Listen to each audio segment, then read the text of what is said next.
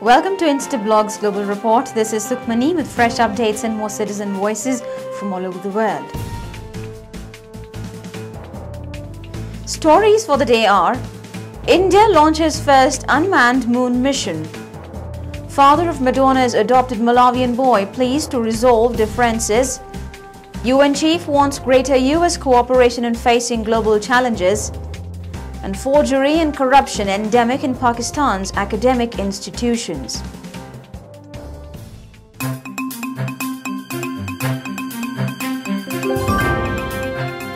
India has successfully launched its first unmanned mission, Chandrayaan I, to the moon in a bid to find a replacement for fossil fuels. The ambitious space project is seen as a giant leap for the country in space technology. CJ Amit Sharma, proud of the achievement, elaborates on the moon mission. This is Amit Sharma reporting on Instablogs from India. The successful launch of the unmanned moon mission is a giant leap for India.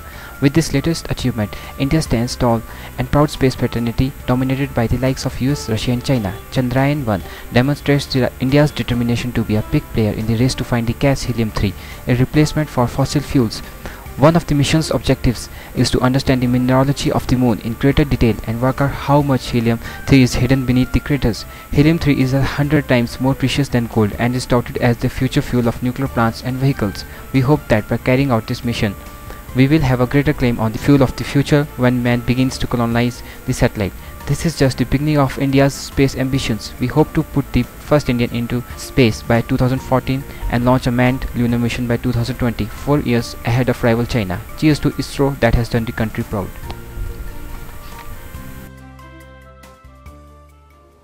The father of the Malawian boy adopted by Madonna, Johan Banda, has said that he regrets putting his son David up for adoption after the announcement of divorce between Madonna and Guy Ritchie. He has urged the estranged couple to resolve their differences for the sake of the 3-year-old. CJ Tandi Soko too wants the celebrity couple to overcome their differences. This is Tandi Soko, citizen journalist reporting from Malawi on Instablogs. Any parent can understand the pain which David Banda's biological father, Yohane Banda, has been subjected to following the announcement of the celebrities' couple divorce. There is no other option for this father but to lament the day he decided to put his son for adoption so that the child could have a better and secure future in the care of both parents. His concerns are absolutely valid. After all, everybody knows the negative impact divorce can have upon the physical, psychological and social development of the child. One shudders to think of the child custody battles that follow divorces and negative impacts upon the children. Hope some sanity prevails over the mind of the estranged couple. They should set aside their differences, whatever they may be, and try to get back together for the sake of their children. It is time to live life beyond their own selves for the well-being of their own children. United Nations Chief Ban Ki-moon has called for greater cooperation from the United States in facing the world's biggest challenges. He reiterated his belief that the US must do more to face global climate change, AIDS and global financial crisis. CJ Prince Gamble thinks that it would be useless to expect much from a president who considers climate change a hoax. This is Prince Campbell, citizen journalist reporting from the U.S. on Instablogs. UN Secretary General Ban Ki-moon called for greater leadership from U.S. President in tackling climate change is bound to go to waste. Isn't it ridiculous to make such demands upon an administration that has been outrightly denied that climate change even exists? The Bush administration understands only one language, which is the language of war, meant to protect America from terrorists and rogue states. Why should an abrupt climate change threatening to bring the planet to the edge of anarchy as countries jostle to defend and secure dwindling food, water, and energy supplies bother the Bush administration? By the time the catastrophe unfolds, Bush will be gone and the mantle to clear the mess would have shifted to someone else. The administration has ignored the scientific evidence in order to placate a handful of large energy and oil companies. It would be useless to expect much from a president who considers climate change a hoax. America needs a president who has the wisdom to see climate change as a national security threat.